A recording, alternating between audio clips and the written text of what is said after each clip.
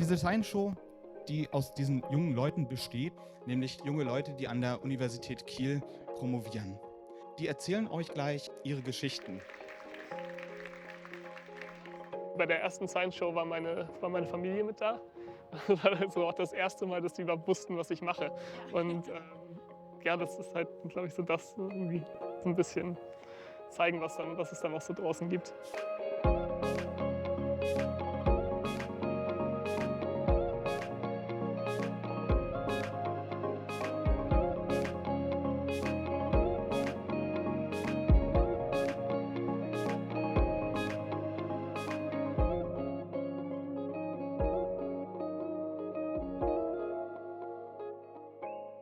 Und wenn jemand, der sich wirklich auch damit beschäftigt, wie muss ich ein Format gestalten, damit es andere mitnimmt, damit es emotional rüberkommt, das tut. Und so ist es bei Ulf. Der sprüht immer von Ideen und ist da immer sehr positiv. Das ist einfach was anderes. Und da kommt eine andere Art von Atmosphäre rüber. Uni und Forschung ist natürlich ein Feld, wo auch nicht nur sehr viel Ambition, sondern oft auch sehr viel Druck, das kann Konkurrenzdruck sein, Veröffentlichungsdruck, sehr viel Beurteilung von außen, sehr viel Systemisches da ist. Es geht uns darum, einfach auch die Menschen hinter der Forschung zu zeigen.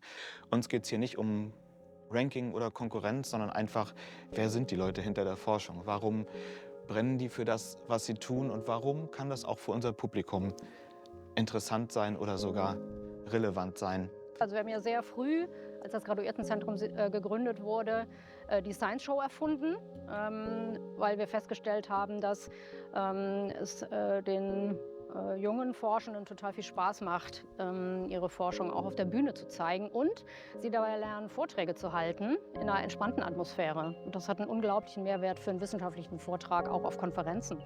Die Entstehungsgeschichte, dass man erstmal irgendwie einen Science Slam machen wollte und dann festgestellt hat, irgendwie das Kompetitive, das muss gar nicht unbedingt sein, finde ich schön, weil es damit dann auch mehr Möglichkeiten bietet, sich wirklich mal auszuprobieren. Catherine coacht die meiner Meinung nach auch total gut, was so Bühnenpräsenz angeht. Und ich finde einfach, man merkt, dass sie mit unglaublich viel Herzblut dabei sind. Also, dass sie wirklich das leben, was sie machen. Dass sie auch ein persönliches Interesse daran haben, junge Wissenschaftlerinnen zu fördern. Was ich auch einfach super finde in der Zusammenarbeit, ist, dass sie so flexibel auf Vorschläge eingehen können. Es gab eine Geburtsstunde für dieses Format. Und zwar vor 13 Jahren, glaube ich jetzt, war Ulf in einem Kurs, zu dem ich eingeladen wurde, die Theaterseite von Präsentation darzustellen. Und ich brachte diese Idee von eine Vorbereitung, die dem Theater ähnelt, so mit Generalprobe, mit richtigen Proben. Er brachte die Idee von Science Slam, also ein knackiges Format, das auch Entertainment im Vordergrund hat. Und so begann diese Arbeit. Und die ist ungewöhnlich, vielleicht sogar in Kiel einmalig. Die ist ungewöhnlich, weil wir nehmen so diese Show-Elemente bewusst hinein und schaffen Räume dafür, dass man da sich ausprobiert, bevor die Doktorandinnen oder die Forschenden auf die Bühne gehen. Und wir gehen seit Jahren mit etwas, was ungewöhnlich ist, im Bewusstsein, dass es vielleicht neue Türen öffnet. Das wollen wir und das schaffen wir auch.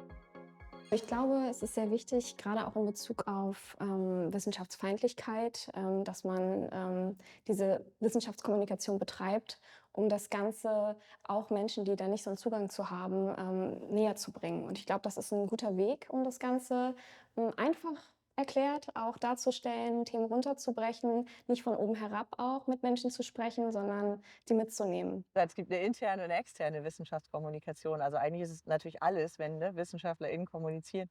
Kommunikation. Aber meistens geht es darum, dass WissenschaftlerInnen mit anderen Menschen kommunizieren, die sogenannte externe Wissenschaftskommunikation. Und früher hat man lange gesagt, okay, da ist dann der Experte, die Expertin und die redet zu anderen. Heute würde man eher sagen, schöner ist es, wenn sie miteinander reden und wenn man gemeinsam was Neues entwickelt, wenn man sich austauscht zu Ideen. Und das sind so die, glaube ich, ist ein Merkmal von Wissenschaftskommunikation, dass man miteinander redet und damit vielen Menschen, die nicht selber in der Wissenschaft tätig sind, auch Einblicke gewährt in das, was Wissenschaft so tut und warum sie gibt und warum sie wichtig ist.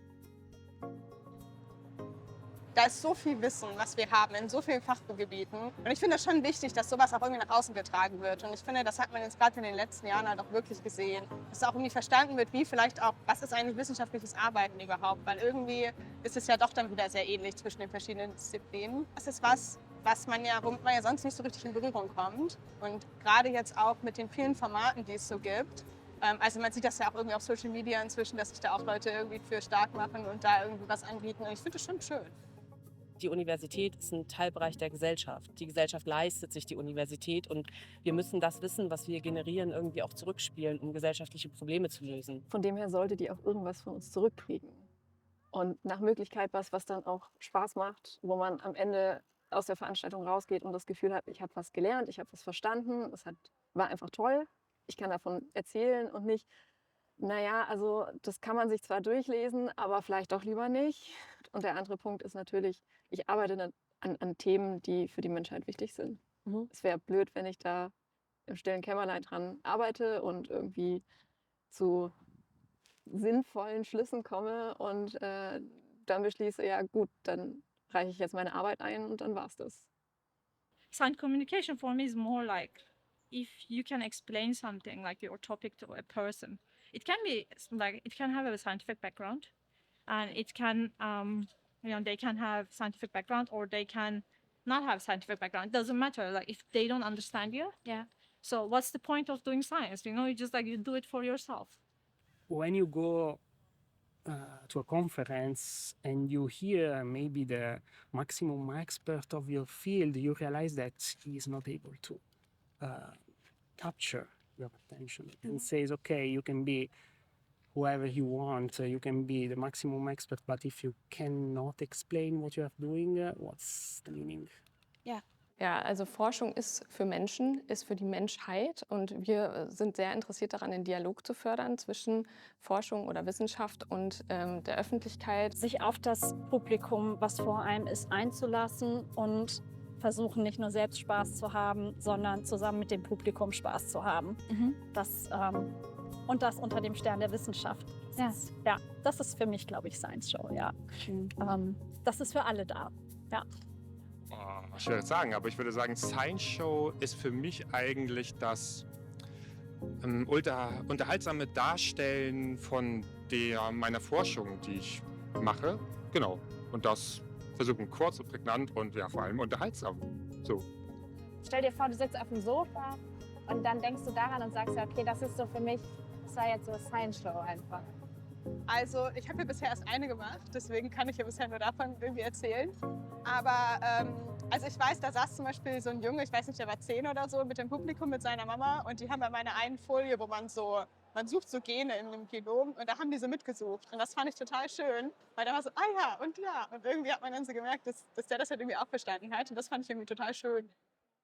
Ich komme halt aus Preetz, das ist ja hier in der Gegend. Und da haben wir auch einen Auftritt gehabt. Und das war für mich wirklich der besondere Moment, halt in meiner Heimatstadt auf der Bühne stehen zu können und denen halt sozusagen nach so vielen Jahren zu zeigen, was ich jetzt mache und sozusagen da einmal noch wieder als Preetzer aufzutreten, aber eben mit dem ganzen wissenschaftlichen Hintergrund, den ich mir mittlerweile angeeignet habe und denen halt zeigen zu können, was wir halt alles machen. Das war, oder was ich im Speziellen mache, das war schon richtig klasse. Also Nein, die Idee ist ja, so niedrigschwellig wie möglich allen Menschen einen Zugang zur Wissenschaft zu gewähren. Und deswegen ist zum Beispiel auch ein Grundsatz, muss alles kostenlos sein, sodass wirklich jeder die Möglichkeit hat oder dass zum Beispiel finanzielle Möglichkeiten keine Barriere sein sollen, dahin zu kommen.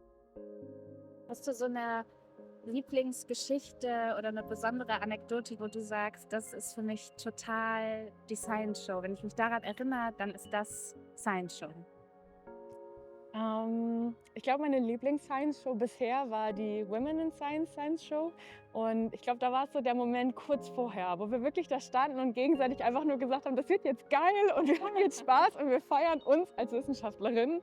Das fand ich total schön. Also es war wirklich, nach der Show habe ich mich total gut gefühlt und auch, man nimmt so viel Energie auch für die Arbeit selber mit und die kann natürlich auch manchmal sehr anstrengend sein und da braucht man sowas, finde ich auch. Und für mich selber muss ich sagen, ich hatte ja auch mal das Vergnügen von Catherine so ein bisschen mit gecoacht zu werden, als es um die Exzellenzinitiative geht und das zu erfahren, dass man auch nochmal sagt, was kann man besser machen, ne? Wie kann man damit umgehen, auf so eine total nette Art und Weise. Das war für mich persönlich noch ein Highlight, was ich mitgenommen habe. Ja, das hatte ich auch und das hat mir auch nochmal geholfen zu verstehen, wie es den Promovierenden auf der Bühne geht. Ja. Einmal die Erfahrung zu machen, dass man wirklich so sein darf, wie man ist und nicht unbedingt eine Show abliefert, ja, auch wenn das Show heißt, sondern dass man total bei sich sein kann und man selber auch zählt in diesem Prozess der Kommunikation. Das fand ich wirklich toll. Ist auch wieder als Person, Genau. ne? Da steht eine Person, Ja. die Person kommt Mensch zu rüber Mensch. und das ist gar nicht so sehr nur das Thema. Ja.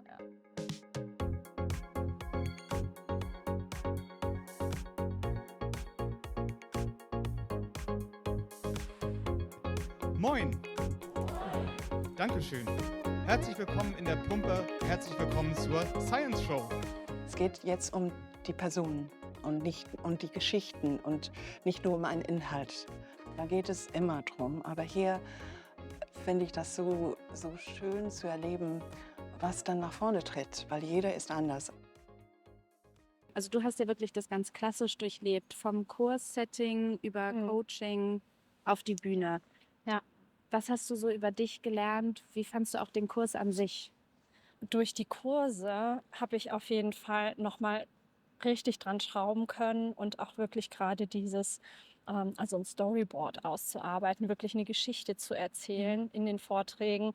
Das haben mir die Kurse wirklich gebracht. Und egal, was es jetzt für Vorträge sind, ob für die Science Show oder auf Kongressen, das hat auf jeden Fall super geholfen. Und das andere, was kommt, ist die Gruppe. Also, ne, du merkst es auch.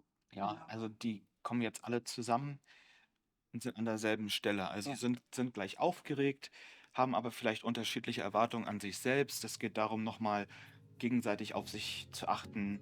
Welche Gewohnheiten habe ich? Mache ich die noch oder habe ich die schon abgelegt? Sich einfach gegenseitig zu unterstützen.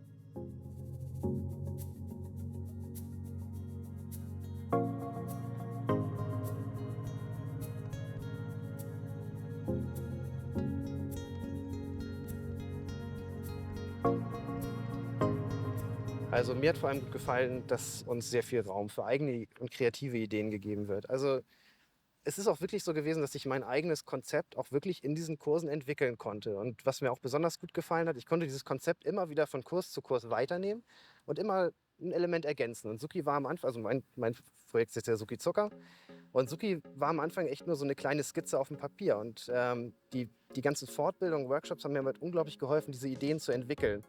Und wir reden ja viel miteinander, wir unterstützen uns in diesen Kursen viel gegenseitig und geben uns Input zu den Ideen, geben uns Feedback dazu. Und das hat unglaublich geholfen, diese ganzen Ideen weiterzuentwickeln. Und das Ganze halt in einem Rahmen, dass man halt jederzeit einfach mal was ausprobieren kann. Man kann mal was sagen, vielleicht Sachen, die man sich sonst nicht trauen würde, weil man sie vielleicht für unwissenschaftlich hält oder weil sie einem selber, oder wenn man halt Angst ist, es der Gruppe nicht gefällt oder sowas. Das kann man da einfach mal ausprobieren, schauen, wie es den Leuten gefällt. Also manchmal hört man muss seine Komfortzone verlassen, um erfolgreich zu sein. Und wir bieten auch den Raum, so Safe Space, um neue Methoden der Präsentation auszuprobieren. Aber was oft vergessen wird, ist, dass die Leute ja oft schon was mitbringen, was da ist. Es ist uns sehr wichtig, auch eine Feedback-Kultur zu pflegen, in der es darum geht, nicht nur darüber zu sprechen, was kann ich anders machen oder was kann ich verbessern, sondern was ist bereits da und was kommt gut an und warum. Oftmals sind sich die Leute dessen gar nicht so bewusst und dann braucht es ehrliches, aufrichtiges Feedback, um das einmal gesagt zu bekommen und dann vielleicht sogar an Sachen weiterzuarbeiten, die im Grunde schon vorhanden sind. Neben den Sachen, wo es wirklich darum geht, die Komfortzone auch mal verlassen zu können. Anything else? Any other stars and wishes for Sophie. Maybe just a remark that actually I think it comes across that you're enjoying it, and I just love that you have this goal to, you will enjoy it, we will enjoy it, I mean, everyone will be happy. Yeah. And I like how you always came back to your title, so that's kind of a red line there. I think the structure became more clear and it's even more interesting to follow you now, so I really like it. Was ich bei den Kursen vor allen Dingen toll finde, ist, dass jeder abgeholt wird. Das heißt nicht, okay, ihr habt eine super Präsenz, ihr könnt schon toll da stehen. Jeder hat eine eigene Art und Weise und dass die rausgearbeitet wurde, das fand ich da ganz toll. Und ich glaube, das ist was, dieses individuell auf jemanden eingehen und die Stärke hervorheben, ist was, wofür im Studium zum Beispiel kein Platz gewesen ist, war, wie auch immer. Und auch sich sonst, glaube ich, relativ wenig Zeit genommen wird, nochmal wirklich auf individuelle Stärken bei der Präsentation von was auch immer einzugehen. Ja, und da hat das, finde ich, eine ganz tolle Grundlage geboten. Einfach mal wirklich nur den Vortrag runterbrechen, also das Körperliche und das Gestikulieren und die Mimik, weil da war der Inhalt erstmal gar nicht wichtig.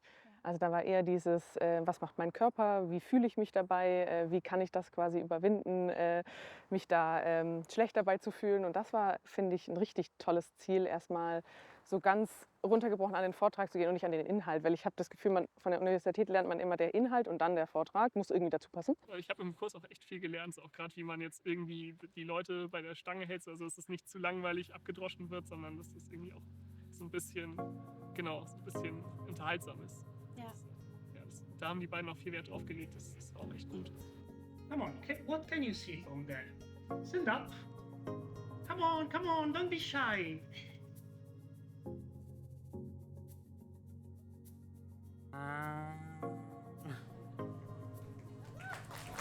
Ole.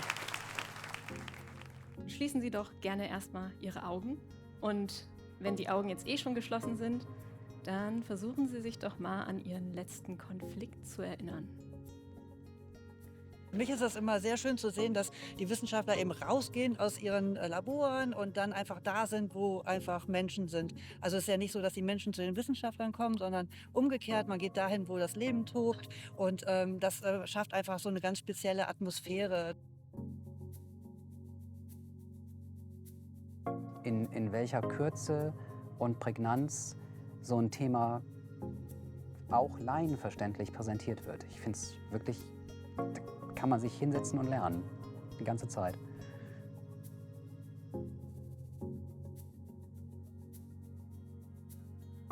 Dieses Thema, man hat ganz oft eine Kurzbeschreibung, nur den Titel und hat dann was anderes im Kopf als das, was dann tatsächlich kommt.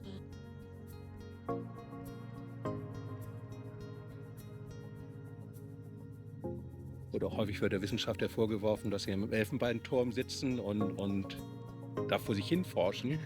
Und ich denke, dass es unsere Aufgabe ist, weil wir ja auch selbst davon überzeugt sind, dass wir Sachen machen sind, die für die Gesellschaft relevant sind, die Gesellschaft darüber zu informieren und im Endeffekt auch der Öffentlichkeit oder der Gesellschaft allgemein eben Informationen aus der Wissenschaft zu geben, damit die Öffentlichkeit sich dann ihre eigene fundierte Meinung bilden kann.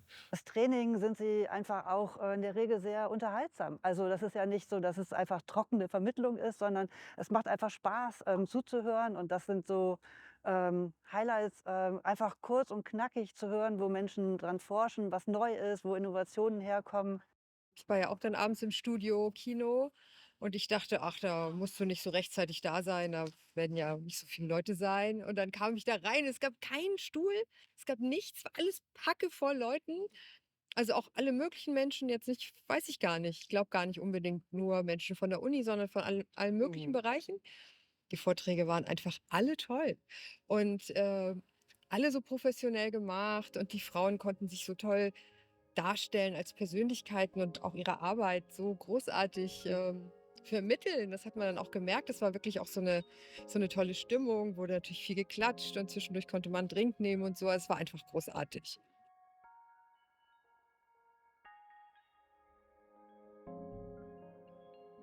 Wenn es deine erste Science-Show war, Ja. wie fandst du es?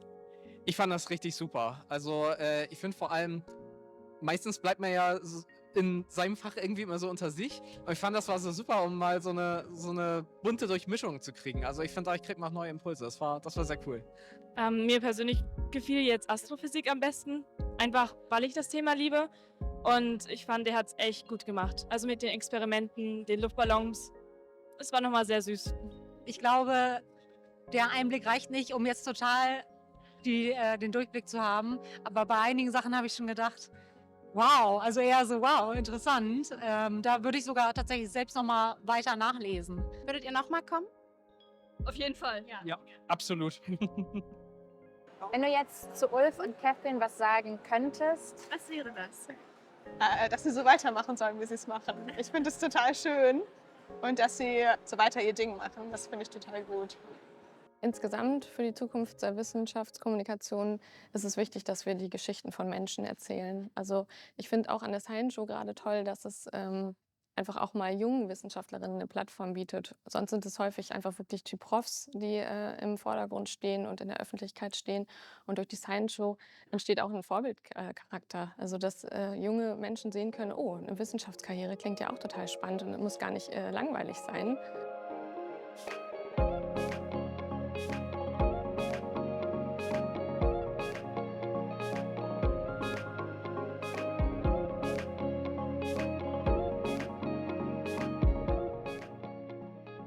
Die Verbindung mit Kunst, die Verbindung mit Kultur, halt raus aus dem akademischen Grau. Spannend, schnell, jung. Jung, dynamisch, begeisternd. Unterhaltsam, überraschend und lebendig.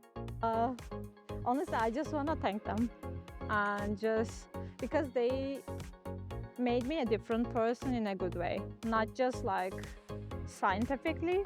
It's just I can communicate with other people also better. I'm more open, I have confidence in me and so on, like, transform me a better version, and I cannot thank them enough for this. Keep going.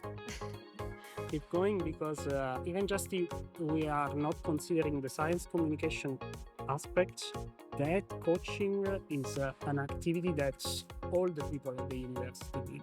Ich würde, glaube ich, einfach nur Danke sagen. Das war eine tolle Möglichkeit. Ich habe viel gelernt und es hat mir super viel Spaß gemacht.